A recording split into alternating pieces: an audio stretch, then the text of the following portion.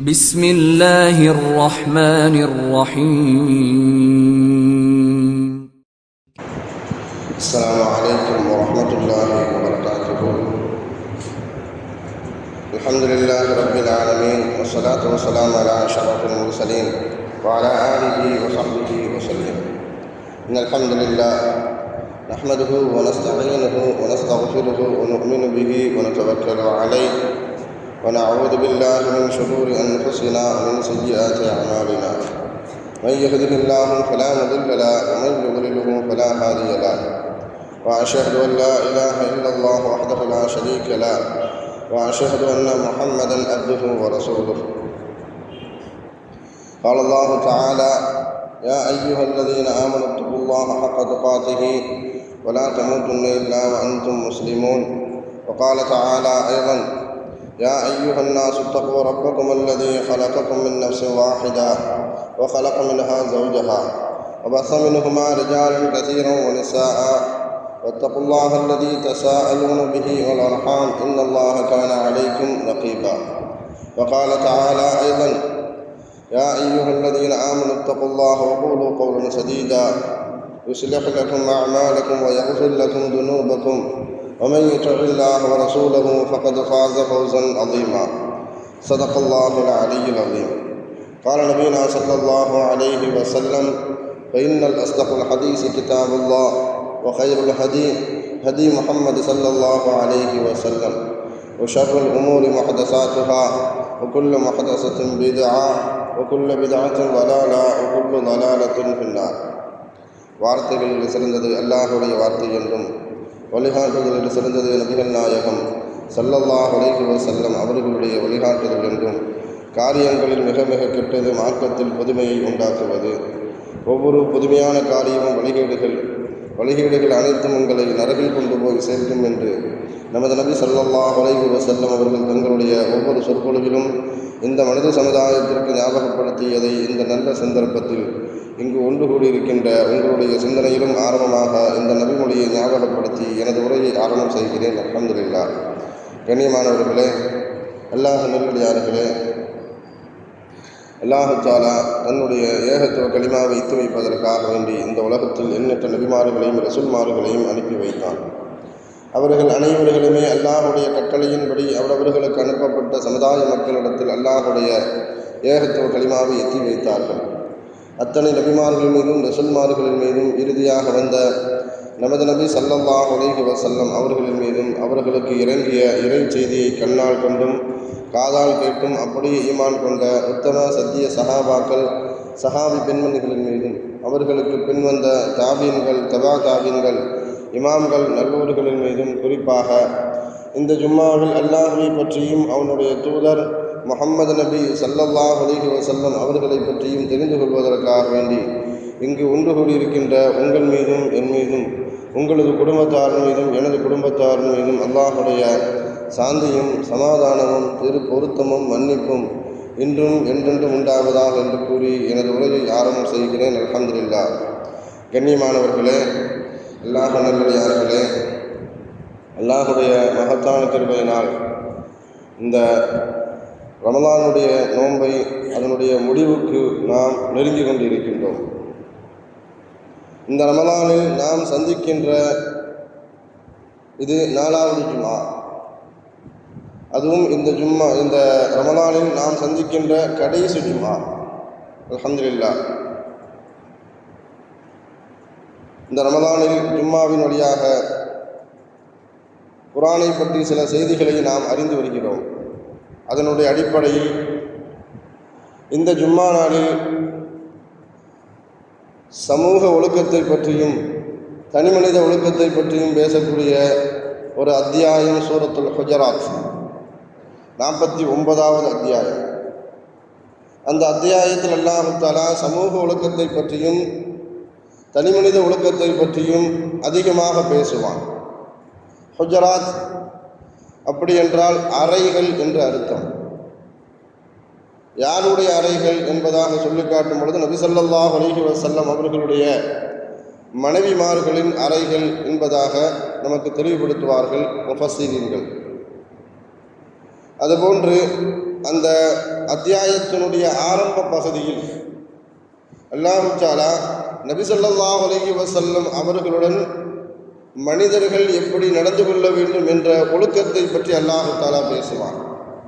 நபி ஸல்லல்லாஹு அலைஹி வஸல்லம் அவர்களுக்கு முன்னால் நீங்கள் நின்றால் அவர்களுடைய சப்தத்தை விடவும் உங்களுடைய சப்தம் அதிகமாக இருக்கக்கூடாது. அதே போன்று அவர்களை மற்ற மனிதர்களை போன்று நீங்கள் யா முஹம்மது என்று அழைக்கக்கூடாது. ஏனென்றால் அந்த காலகட்டத்தில் வாழ்ந்த சில காட்டு கிராமவாசிகள் நபி ஸல்லல்லாஹு அலைஹி வஸல்லம் அவர்களை யா முஹம்மது என்று அழைப்பார்கள்.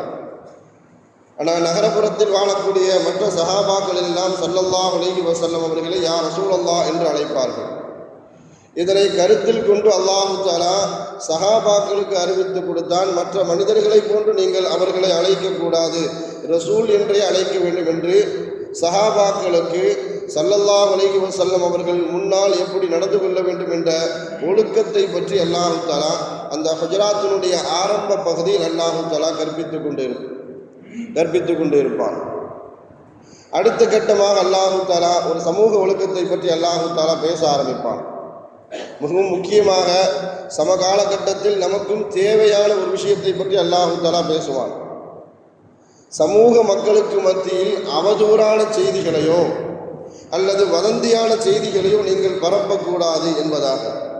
அப்படி அந்த அவதூறான செய்திகளும் வதந்தியான செய்திகளும் சமூக மக்களுக்கு மத்தியில் எவ்வளவு பெரிய பாதிப்பை ஏற்படுத்தும், எவ்வளவு பெரிய தாக்கத்தை ஏற்படுத்தும் என்பதை குறித்து அல்லாஹ் தஆலா தெளிவாக பேசுவான்.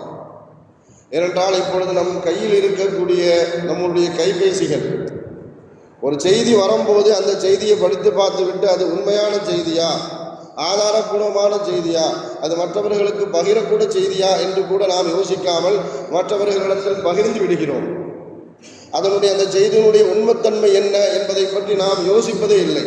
ஒரு 10 வருஷத்துக்கு முன்னாடி வந்த ஆடியோவாக இருந்தாலும் சரி, காணொலியாக இருந்தாலும் சரி, அதை பற்றி என்றும் யோசிக்காமல் இப்பொழுது அப்லோடு செய்தது போல், இப்பொழுது பதிவிறக்கம் செய்வது போல் அதை நாம் என்ன செய்யணும்னு சொன்னால் அதை அப்படியே மக்களுக்கு மத்தியில் பரப்பி கொண்டு இருக்கிறோம். அதே மாதிரி வெளிநாட்டில் நடக்கக்கூடிய செய்திகளை உள்நாட்டில் நடப்பது போல சதிகாரர்கள் அந்த செய்திகளை பரப்பும் போது அந்த செய்திக்கு அந்த சதிக்கு நாமளும் ஆளாக்கப்பட்டு அந்த செய்தியை நாம் பரப்பி கொண்டு இருக்கின்றோம். சமீபத்தில் நடந்த ஒரு செய்தி நமக்கெல்லாம் தெரியும். கிட்டத்தட்ட ஒரு தர்கா விஷயமாக, ஒரு கோயில் விஷயமாக நடந்த பிரச்சனை. தக்காளி சோறை கூட கிட்டத்தட்ட பிரியாணி சோறாக என்னது மாற்றப்பட்டது. கோயிலுக்கு போகிற வழி எங்கே இருக்குது, தர்காவுக்கு போகிற வழி எங்கே இருக்குது. அந்த துறை சார்ந்த எம்பி அங்கே பசியின் காரணமாக தக்காளி சோறு வாங்கி சாப்பிட்டார். அதை கூட புகைப்படம் எடுத்து சமூக வலைதளங்களில் இவர் கோயில் வாசலில் வச்சு பிரியாணி சாப்பிட்டு விட்டார் என்பதாக அவர் அவர்களான செய்தியை பரப்பியதின் காரணத்தினால் எவ்வளவு பெரிய சமூக பதட்டம் ஏற்பட்டது என்பதை மாத்திரமல்ல, அந்த பகுதியில் 144 தடை ஏற்படுத்தப்பட்டது.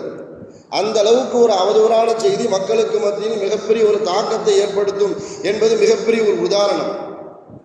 இந்த செய்தி அல்லாஹ் தஆலா ஏன் அந்த வசனத்தின் மூலமாக நமக்கு சொல்ல வருவான் என்பதாக ஒரு வரலாற்று பின்னணியை பார்க்கும் பொழுது, ஸல்லல்லாஹு அலைஹி வஸல்லம் அவர்கள் ஒரு சஹாபியை ஜகாத்தை வசூல் செய்வதற்காக வேண்டி ஒரு சஹாபியை ஒரு பகுதிக்கு அனுப்பி வைப்பார்கள்.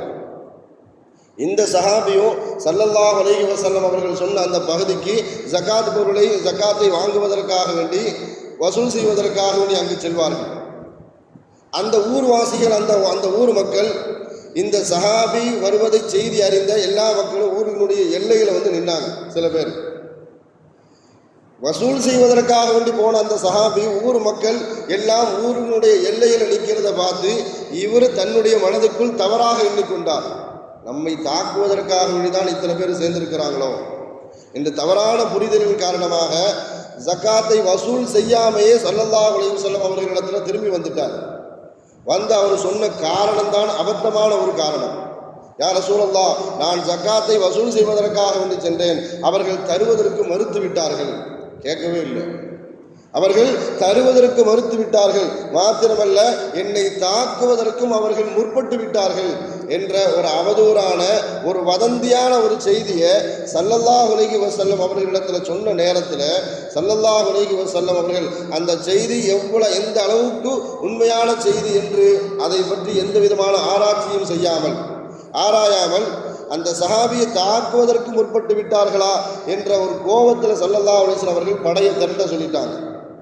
அந்த ஊர் மக்களை நீங்கள் என்ன செய்யுங்க, ஒரு படையை கொண்டு போய் கைது செய்து வாருங்கள் என்பதாக ஸல்லல்லாஹு அலைஹி வஸல்லம் அவர்கள் படை திரட்டி கொண்டு இருக்கும் பொழுது, எந்த ஊருக்கு இந்த சஹாபி ஜக்காத்தை வசூல் செய்வதற்காக வந்து சென்றாரோ அந்த ஊருக்காரங்களே வந்துட்டாங்க. யா ரசூலல்லாஹ், நாங்கள் அந்த மனிதரை, அந்த சஹாபியை வரவேற்பதற்காக வேண்டிதான் ஊருடைய எல்லைக்கு வந்தோம். அவர் தவறுதலான புரிதலின் காரணமாக உங்களிடத்தில் பயந்து ஓடி வந்து விட்டார் என்ற செய்தியை சொல்லும் போதுதான் அல்லாஹு தஆலா வசனத்தை இறக்கி வைக்கிறான். யா அய்யுஹல்லதீன ஆமனு இன் ஜாஅக்கும் ஃபாஸிகுன் பினபஇன் ஃபதபையனு. ஒரு செய்தி உங்களிடத்தில் வந்தால், அல்லாஹு தஆலா ஆரம்பிக்கும் போது கண்ணியமாக ஆரம்பிப்பான். ஈமான் கொண்டவர்களே என்று சொல்லி தான் அந்த விஷயத்தை ஆரம்பிப்பான். ஈமான் கொண்டவர்களே, ஒரு செய்தி உங்களிடத்தில் பகிரப்பட்டால் அந்த செய்தியினுடைய உண்மைத்தன்மை என்ன என்பதை நீங்கள் அலசி ஆராயாமல் நீங்கள் முடிவெடுக்க வேண்டாம். அப்படி முடிவெடுத்து விட்டால் ஒரு பகுதியினருக்கு, ஒரு தரப்பினருக்கு அது மிகப்பெரிய ஒரு பாதிப்பை ஏற்படுத்தி இருக்கலாம். ஸல்லல்லாஹு அலைஹி வஸல்லம் அந்த ஊர்வாசிகள் மாத்திரம் ஸல்லல்லாஹு அலைஹி வஸல்லம் அவர்களை சந்திக்கவில்லை என்றால் மிகப்பெரிய ஒரு போருக்கு என்ன செஞ்சிருக்கும், ஒரு போரே நடந்திருக்கும். அந்த போர் தவிர்க்கப்பட்டது எப்படின்னு சொன்னால், அந்த ஊர்வாசிகள் நேராக வந்து ஸல்லல்லாஹு அலைஹி வஸல்லம் அவர்களிடத்தில் தன்னிச்சையாக தண்ணி விளக்கம் கொடுத்ததின் காரணத்தினால் அங்கே மிகப்பெரிய ஒரு அசம்பாவிதம் தடுக்கப்பட்டது. அதே மாதிரி தான் அல்லாஹ் சொல்லி காட்டுவான், நீங்கள் உங்களிடத்தில் ஒரு செய்தி பகிரப்பட்டால் அதனுடைய உண்மை செய்தியை, உண்மைத்தன்மையை அறியாமல் நீங்கள் மற்றவர்களிடத்தில் பகிர வேண்டாம். அப்படி நீங்கள் பகிர்ந்து விட்டால் அதனுடைய பாதிப்பு, அதனுடைய தாக்கம் சமூகத்தின் மத்தியில் மிகப்பெரிய ஒரு பிளவை உண்டாக்கிவிடும் என்பதைத்தான் அல்லாஹு தஆலா அந்த சூறாவின் வழியாக, அந்த வசனத்தின் வழியாக ஒரு சமூக பதற்றத்தை விளைவிக்கக்கூடிய எந்த செய்தியும் பகிரக்கூடாது என்ற ஒரு ஒழுக்கத்தை அல்லாஹு தஆலா அந்த வசனத்தின் மூலமாக நமக்கு கற்றுத்தருவான். அடுத்தபடியாக அல்லாஹு தஆலா பேசக்கூடிய செய்தி என்னன்னு சொன்னால், ஒரு சமூகத்துக்கு மத்தியில் பிளவு ஏற்பட்டால், ஒரு குடும்பத்திற்கு மத்தியில் பிளவு ஏற்பட்டால், ஒரு தனி மனிதனுக்கு மத்தியில் பிளவு ஏற்பட்டால் அதை ஒன்று சேர்த்து வைப்பதற்கு நீங்கள் முயற்சி செய்ய வேண்டும். அதை ஒன்று சேர்த்து வைப்பதற்கு நீங்கள் முயற்சி செய்ய வேண்டும். சகோதரத்துவத்தை ஏற்படுத்துவதற்கு நீங்கள் முயற்சி செய்ய வேண்டும் என்பதாக அல்லாஹு தஆலா அந்த வசனத்தின் மூலமாக அடுத்த கட்டமாக அல்லாஹு தஆலா பேசுவான். அடுத்தடுத்து அல்லாஹ் பேசக்கூடிய செய்திகளை பார்த்தோன்னு சொன்னால், சம காலகட்டத்தில் நமக்கு இப்பொழுது தேவையான செய்தியாகத்தான் அல்லாஹு தஆலா 1400 வருஷத்துக்கு முன்பாகவே சமூக ஒழுக்கத்தை பற்றி பேசுவான். சமகாலகட்டத்தில் ஒரு கேலி கிண்டல் என்பது ஒரு சர்வசாதாரணமாக ஆகிவிட்டது. மற்றவர்களை உருவ கேலி செய்தது, அவர்களுடைய பேச்சை கேலி செய்வது, அவர்களுடைய உடல் நடல் பாவனையை கேலி செய்வது, அது போன்ற விஷயங்கள் எல்லாம் இந்த சமூகத்தில் ஒரு சர்வசாதாரணமான ஒரு விஷயமாக ஆகிவிட்டது. எந்த அளவுக்குன்னு சொன்னால், மற்றவர்களுக்கு பிடிக்காத ஒரு விஷயத்தை செய்துவிட்டு இது ஒரு ஃபண்ணுக்காண்டி செய்கிறோம், இதெல்லாம் ஒரு ஃப்ராங்கு என்பதாக அதை எடுத்து வீடியோ அப்லோடு செய்து சமூக வலைத்தளத்தில் பகிரக்கூடிய அளவுக்கு ஒரு சர்வசாதாரணமான விஷயமாக ஆகிவிட்டது. ஆனால் அதை கூட அல்லாஹு தஆலா கண்ணியமான முறையில் சொல்லுவான். யா அய்யுஹல்லதீன ஆமனு லா யஸ்கர் கௌமும் மின் கௌமின் ஆசா ஐயகுன்ன ஹைரம் மின்ஹுன்ன.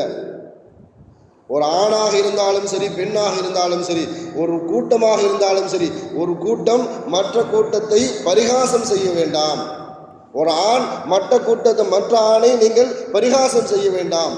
ஒரு பெண் மற்றொரு பெண்ணை பரிகாசம் செய்ய வேண்டாம். குர்ஆனில் நீங்கள் எங்கே எடுத்து பார்த்தாலும் சரி, ஒரு சட்டத்தை அல்லாஹு தஆலா சொல்கிறதாக இருந்தாலும் சரி, அது ஏவக்கூடிய சட்டமோ அல்லது தடுக்கக்கூடிய சட்டமோ எந்த வசனமாக இருந்தாலும் சரி, அதை ஆணை கொண்டு தான் அல்லாஹு தஆலா ஆரம்பிக்கவே செய்வான். அது ஆணுக்கு அல்லாஹு தஆலா சொல்லிட்டான் அப்படின்னு சொன்னால் அது பெண்களுக்கும் அது பொருந்தும். பெண்களும் அப்படித்தான் நடக்க வேண்டும் என்பது குர்ஆனுடைய ஒரு மறைமுகமான ஒரு சட்டம்.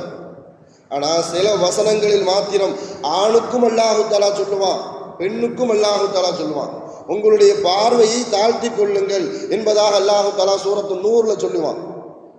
அப்படி பேசும் பொழுது ஆண்களே உங்களுடைய பார்வையை தாழ்த்தி கொள்ளுங்கள், உங்களுடைய கற்பை பாதுகாத்துக் கொள்ளுங்கள் என்பதாக அல்லாஹு தஆலா ஆணை பார்த்து சொல்லிட்டு மறுபடியும் பெண்களுக்கு அல்லாஹு தஆலா தனியாக பேசுவான். பெண்களே உங்களுடைய பார்வையை நீங்கள் தாழ்த்தி கொள்ளுங்கள், உங்களுடைய கற்பொழுக்கத்தை நீங்கள் பாதுகாத்துக் கொள்ளுங்கள் என்பதாக.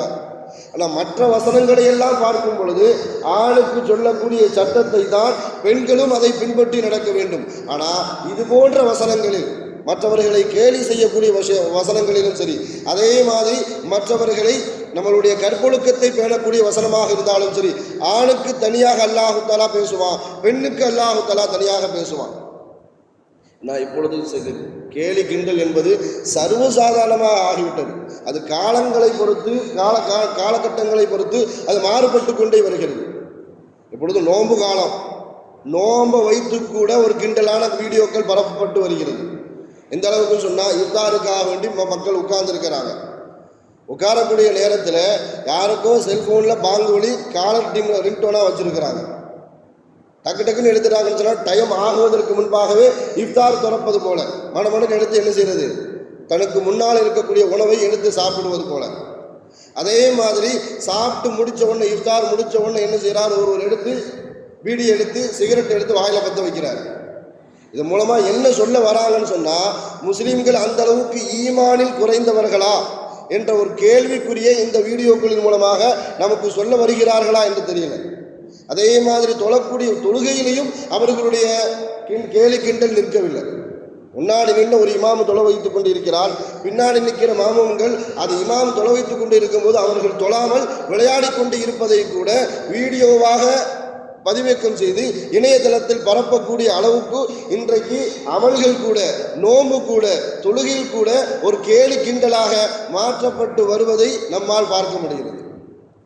அதை கூட அல்லாஹு தஆலா சொல்லி காட்டுவான், ஒரு கேலி கிண்டலை வைக்காதீர்கள், அது உங்களுக்கு மிகப்பெரிய பாவத்தை உண்டாக்கும் என்பதாக அல்லாஹு தஆலா குர்ஆனின் வசனங்களின் மூலமாக நமக்கு எச்சரிக்கை கொடுப்பான். அல்லாஹு தஆலா அடுத்து சொல்லும் பொழுது சமூகத்தில் இன்றைக்கு தேவையான ஒரு விஷயம், 3 விஷயத்தை பற்றி அல்லாஹ் சொல்லி காட்டுவான். யாரின் மீதும் நீங்கள் தவறான எண்ணம் கொள்ள வேண்டாம். முதல் விஷயம், யா அய்யுஹல்லதீன ஆமனு ஜுதனிபு கஸீரம் மினல் வன் இன்ன பஅலல் வன் இஸ்மு வலா தஜஸ்ஸசு வலா யக்தப் பஅதுகும் பஅலா. நீங்கள் எந்த மனிதரின் மீதும் தவறான எண்ணம் கொள்ள வேண்டாம். அதே மாதிரி பிறருடைய குறையை ஆராய்ந்து திரிய வேண்டாம்.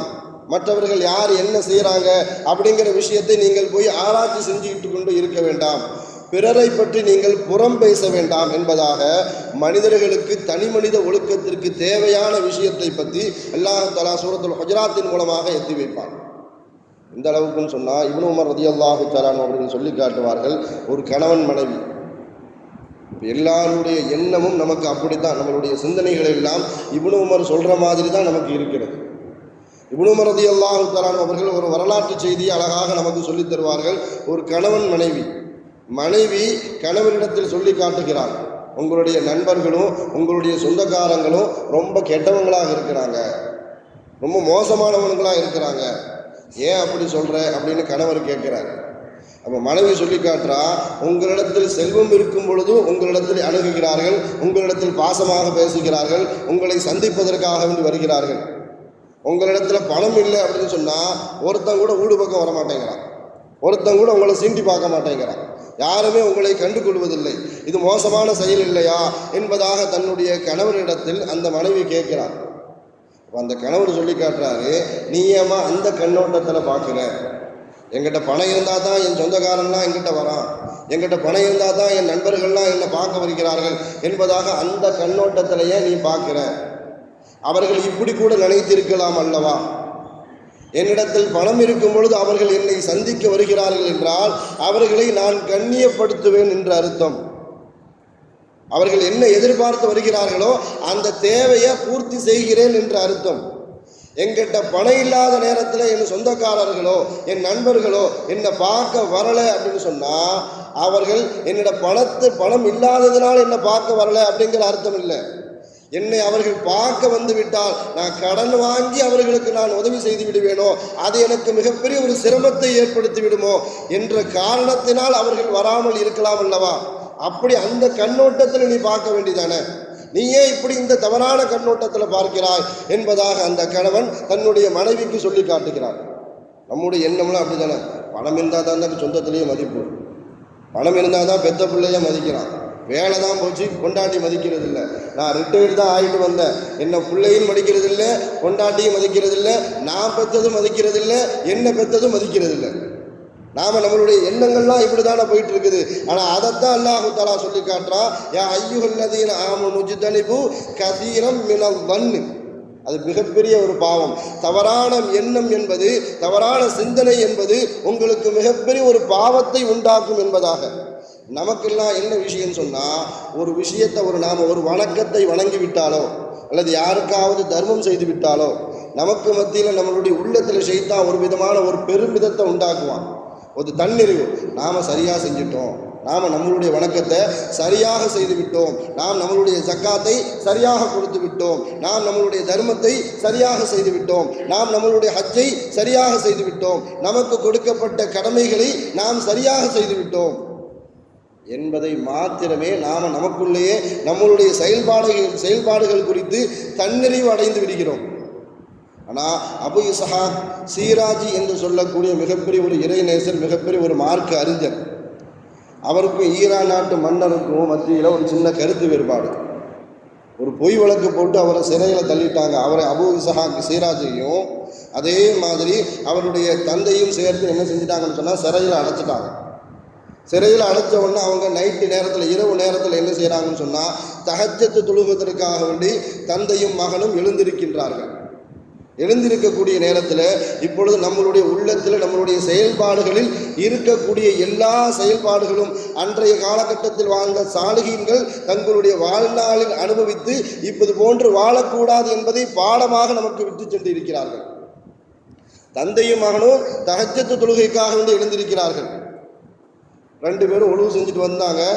சிறையில் தொழுவதற்காக வேண்டி தயாராகக்கூடிய நேரத்தில் அபு இஸ்ஹாக் சீராஜி தன்னுடைய தந்தையிடத்தில் சொல்லி காட்டுகிறார், பார்த்தீங்களா தந்தையே, சிறைவாசிகள், சிறை காவலர்களாக இருக்கக்கூடிய எல்லாரும் முஸ்லீம்கள் தான், அவங்களுக்கு என்ன கேடு? நாம் தொழுகிற மாதிரி அவங்களும் 2 ரக்காத்து தொழுகலாம்லாம் இல்லையா? நமக்கு அல்லாஹ் தஆலா தொழக்கூடிய பாக்கியத்தை தந்திருக்கிறான்ல, அவங்க ஏன் தொழலை? அவங்களுக்கு கைகால் எல்லாம் சுகமாகத்தான் இருக்கிறது, ஏன் அவங்க தொழ மாட்டேங்கிறாங்க என்பதாக சொன்ன நேரத்தில் அபு இஸ்ஹாக் சீராஜி அவர்களுடைய தந்தை சொல்லி காட்டினார்கள், மகனே, இன்னைக்கு என் கூட நீ தொழ வேண்டாம், நீ பேசாமல் போய் தூங்கிரு, நீ என் கூட இன்னைக்கு தொழ வேண்டாம், நான் மட்டும் தொழுது முடிச்சுக்கிறேன் அப்படின்னு அவங்களுடைய தந்தை சொல்கிறாங்க. ஏன் தந்தையே, நான் தொழ வேண்டாமா அப்படின்னு? நீ தொழ வேண்டாம். ஏன்னு சொன்னால் உன் உள்ளத்தில் தவறான எண்ணம் வந்துட்டு, நமக்கு அல்லாஹு தஆலா தொழக்கூடிய பாக்கியத்தை தந்திருக்கிறானே, அதை நினைத்து நீ அல்லாஹ்வுக்கு நன்றி செலுத்த வேண்டுமே தவிர உன்னுடைய அமலை நினைத்து நீனே பெருமிதம் கொண்டு விட்டாய். நான் தஹஜ்ஜத்துக்கு எழுந்துட்டேன், நான் எல்லா நோம்பையும் வைத்து விட்டேன், அவங்க சரியாக நடக்கலை, இவன் தஹஜ்ஜத்தை தொழுகலை என்பதாக மற்றவர்களை குறித்து, அவர்களுடைய குறைகள் குறித்து நீ ஆராய ஆரம்பித்து விட்டாய். மற்றவங்கள்ட்ட போய் செய்யுங்கன்னு சொல்கிறது தான் நம்மளுடைய கடமை.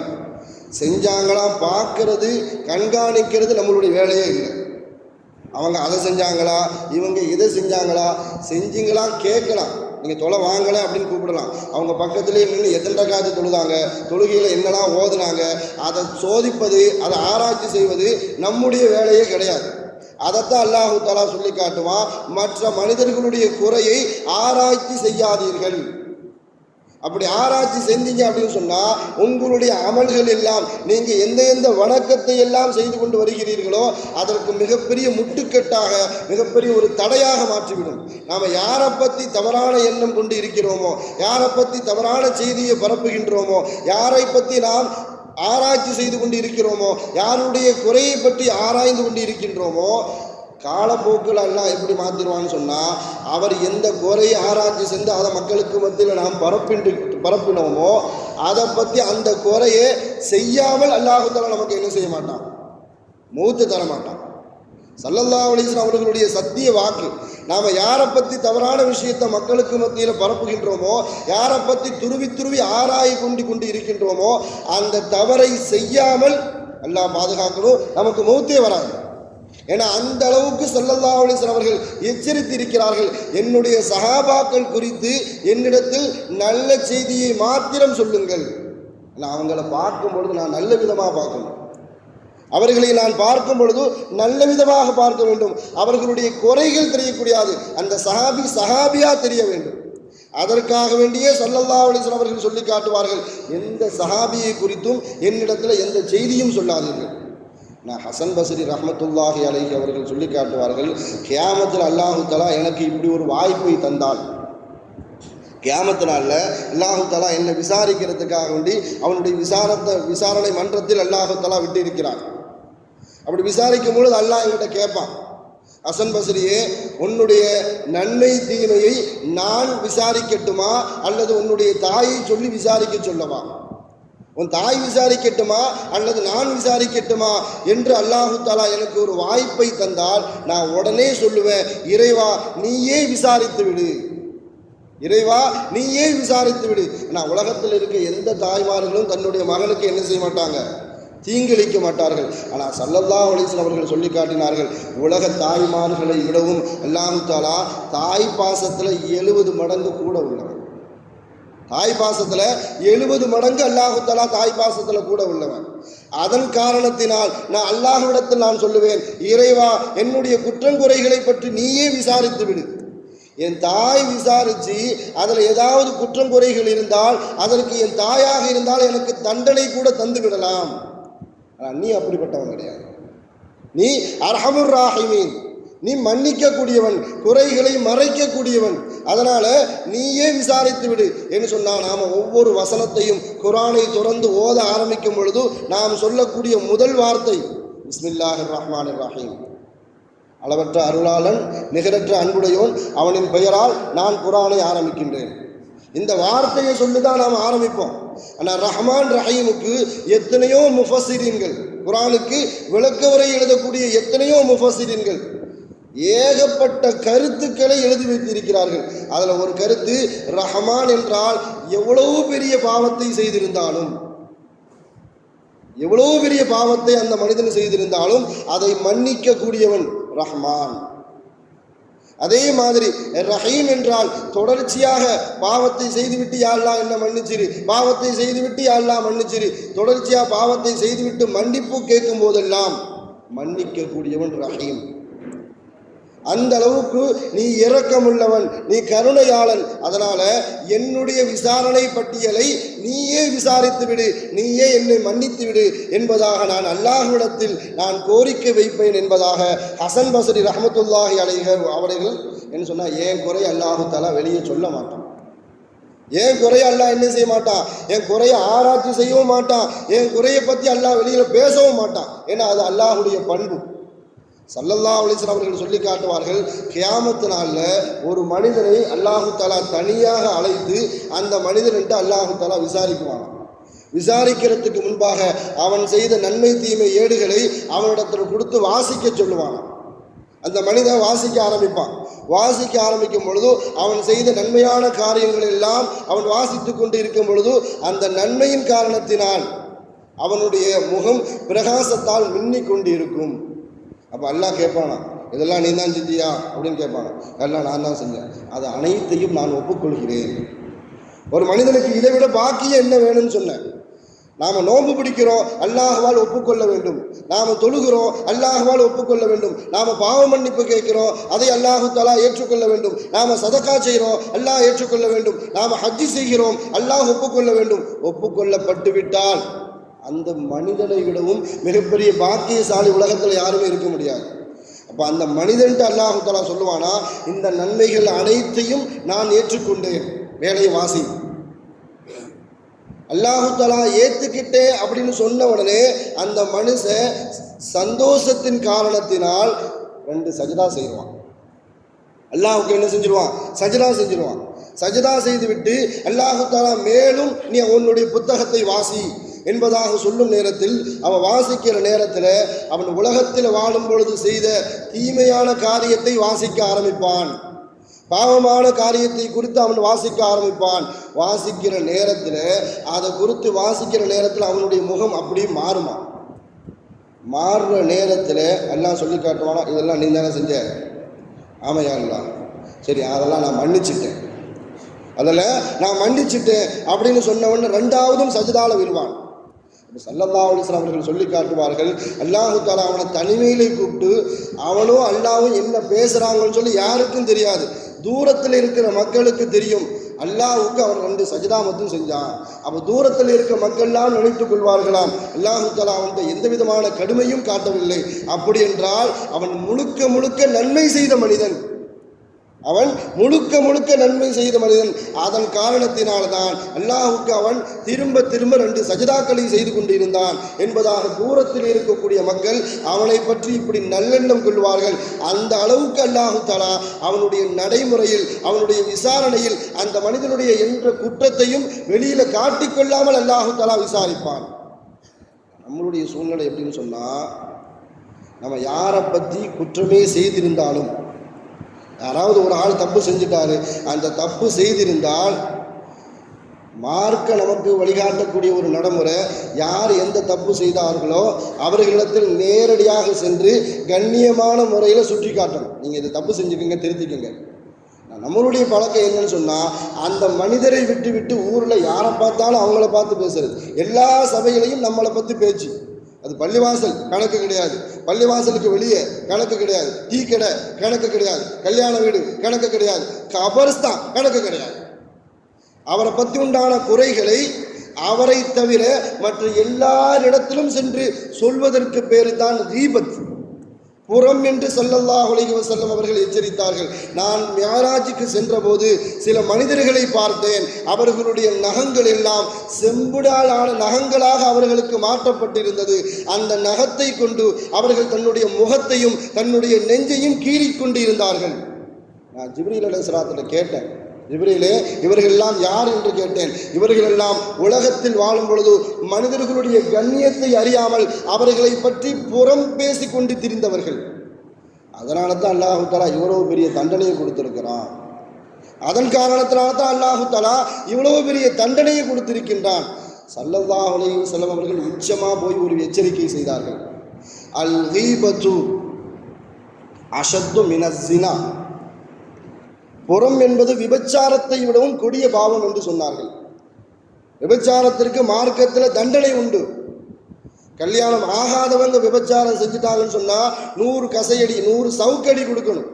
அல்லாஹ் குர்ஆனின் மூலமாக ஏற்றப்பட்ட சட்டம். இஸ்லாமிய நாடாக இருந்தால் அதுதான் தண்டனை. கல்யாணம் ஆனவர்கள், திருமணம் ஆனவர்கள் விபச்சாரம் செய்து விட்டால் கல்லால் அடித்து அவர்களை கொலை செய்யணும். அந்த அளவுக்கு ஜினாவுக்கு, விபச்சாரத்திற்கு மார்க்கத்தில் இவ்வளவு பெரிய தண்டனை உண்டு. ஆனால் புறம் பேசுறதை பற்றி மார்க்கம் என்ன செய்யல, உலகத்தில் எந்த தண்டனையும் பற்றி பேசல. ஆனால் ஸல்லல்லாஹு அலைஹி வஸல்லம் அவர்கள் சொல்லி காட்டினார்கள், அல் கீபத்து அஷத்து மினஸ் ஸினா, விபச்சாரத்தை விடவும் புறம் பேசுவது மிகப்பெரிய கொடிய பாவம் என்று சொன்னார்கள்.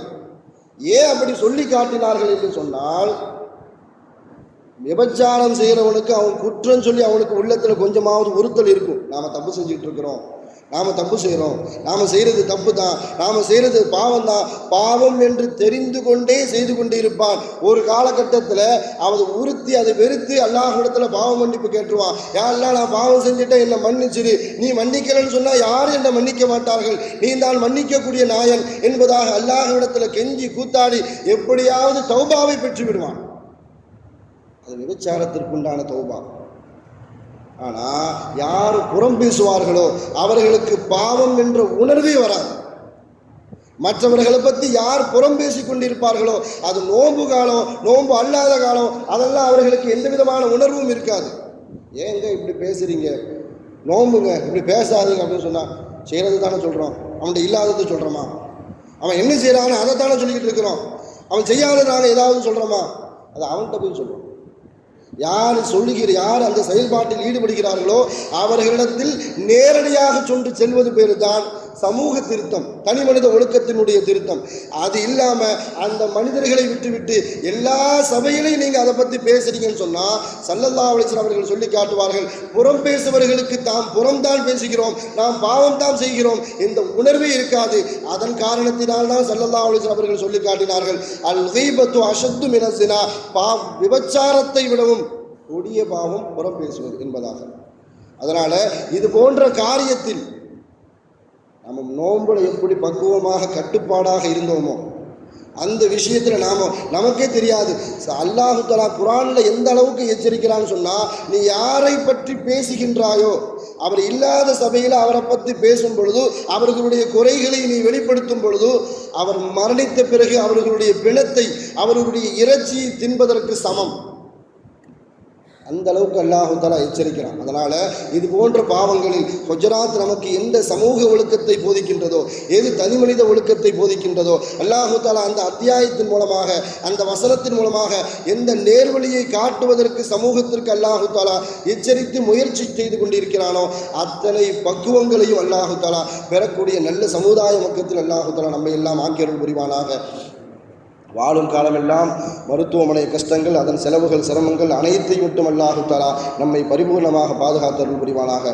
வாழும் காலமெல்லாம் நோய் நொடிகள் இல்லாமல் உடல் ஆரோக்கியத்தோடு மன நிறைவோடு இன்பத்தோடு அல்லாஹ்வை நின்று வணங்கி வழிபட்டும் வாழும் நசீபை இல்லாமல் அல்லாஹ் உங்களுக்கும் எனக்கும் நம்மை ஈன்றெடுத்த தாய் தந்தையர்களுக்கும் நம் மனைவி மக்கள் உற்றார் உறவினர் யாவருக்கும் கொடுத்தருள் புரிவானாக என்று கூறி முடிப்பதற்கு முன்னால்